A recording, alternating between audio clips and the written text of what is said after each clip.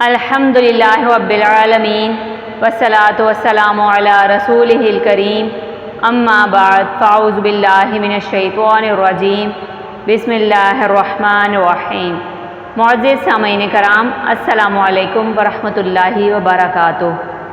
حج اسلام کا 5واں عظیم الشان رکن ہے جو باقی تمام ارکان کے بعد فرض ہوا۔ حج کس سن میں فرض ہوا؟ اس میں کئی اقوال ہیں۔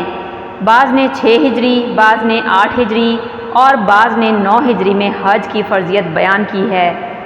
سن 8 ہجری میں مکہ مکرمہ فتح ہوا اور 9 ہجری میں رسول اللہ صلی اللہ علیہ وسلم نے حضرت ابو بکر صدیق رضی اللہ تعالیٰ عنہ اور حضرت علی رضی اللہ تعالیٰ عنہ کو حج کے لیے بھیجا اور ان کے ذریعے اعلان کرایا کہ آئندہ کوئی مشرک بیت اللہ کا حج کرنے نہیں آئے گا اور کوئی شخص برہنہ حالت میں بیت اللہ کا طواف نہیں کرے گا، جیسا کہ مشرک فتح مکہ سے پہلے کیا کرتے تھے۔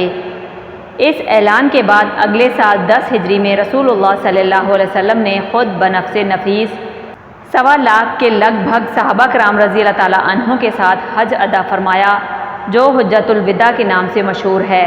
حج کی فرضیت سے پہلے باقی تمام ارکان اسلام فرض ہو چکے تھے۔ نماز تو ہجرت سے پہلے مکہ ہی میں فرض ہو گئی تھی۔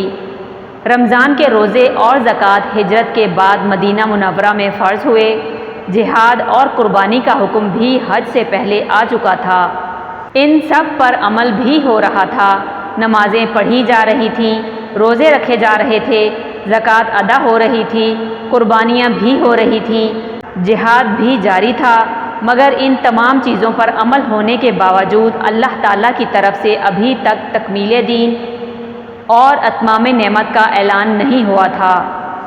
10 ہجری میں جب رسول اللہ صلی اللہ علیہ وسلم نے حج ادا فرمایا اور 9 تاریخ کو عرفات کے میدان میں عصر کے بعد آپ صلی اللہ علیہ وسلم اونٹنی پر سوار ہو کر خطبہ دے رہے تھے تو عین خطبہ کے درمیان سورہ مائدہ کی آیت نمبر 3 نازل ہوئی، جس کا ترجمہ ہے: آج میں نے تمہارے لیے تمہارا دین مکمل کر دیا اور اپنی نعمت تم پر پوری کر دی اور تمہارے لیے اسلام کو دین بنا کر راضی ہو گیا۔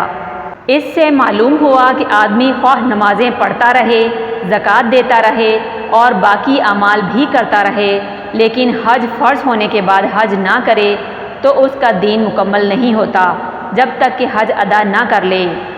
رسول اللہ صلی اللہ علیہ وسلم کا ارشاد ہے: جس کے پاس سفر کا توشہ اور سواری ہو جو اسے بیت اللہ تک پہنچا سکتی ہے، پھر بھی وہ حج نہ کرے تو اس کا یہودی ہو کر مرنا یا نصرانی ہو کر مرنا برابر ہے۔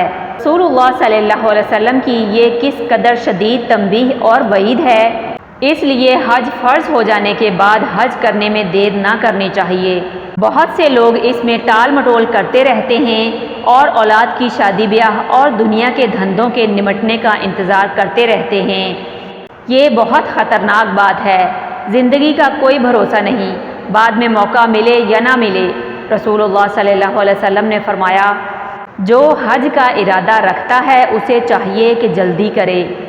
حضرت عبداللہ بن عمر رضی اللہ تعالیٰ عنہ فرماتے ہیں کہ جو شخص استطاعت کے باوجود حج کیے بغیر مر گیا، قیامت کے دن اس کی پیشانی پر کافر لکھا ہوا ہوگا۔ اللہ جل شانہ نے سورہ آل عمران میں فرمایا، ترجمہ: اللہ کے لیے لوگوں کے ذمے بیت اللہ کا حج ہے، جو وہاں پہنچنے کی طاقت رکھتا ہو، اور جو ناشکری اور کافروں جیسا عمل کرے تو بلا شبہ اللہ سارے جہانوں سے مستغنی ہے۔ بظاہر یہ وعید اس کے لیے ہے جس نے فرضیت کے بعد خود بھی حج نہیں کیا اور مرتے وقت اس کی وصیت بھی نہیں کی۔ اور اگر کوئی شخص حج کی فرضیت ہی کا انکار کر دے تو وہ خارج اسلام اور کافر ہے، جیسا کہ نماز روزے کی فرضیت کا منکر کافر ہے۔ البتہ جو شخص حج کی فرضیت کا منکر تو نہیں مگر استطاعت کے باوجود حج نہیں کرتا تو اس کا یہ عمل کافروں جیسا ہے۔ اور ایسے لوگوں کے بارے میں رسول اللہ صلی اللہ علیہ وسلم نے فرمایا کہ ان کا یہودی ہو کر مرنا یا نصرانی ہو کر مرنا برابر ہے۔ حج ہر اس عاقل بالغ آزاد مسلمان پر فرض ہے جس کے پاس اپنی ضرورت سے زائد اتنا مال ہو کہ اس سے مکہ مکرمہ تک اپنی آمد و رفت اور وہاں کے ضروری اخراجات یعنی خوراک و سواری وغیرہ اور پیچھے اپنے اہل و عیال اور زیر کفالت افراد کے خرچ کا بآسانی بندوبست کر سکتا ہو، مال نقد ہو یا مال تجارت یا زمین و جائیداد کی صورت میں ہو جسے فروخت کر کے حج کیا جا سکتا ہو۔ ایسا شخص حج کیے بغیر مر گیا تو سخت گناہگار ہوگا۔ اگر زندگی میں یہ خود حج نہیں کر سکا تو مرتے وقت اپنی طرف سے حج کرانے کی وصیت کرنا اس پر واجب ہے۔ اگر کسی کے پاس مکہ مکرمہ تک آنے جانے کا خرچہ تو ہے لیکن مدینہ جانے کی گنجائش نہیں تو اس پر بھی حج فرض ہے۔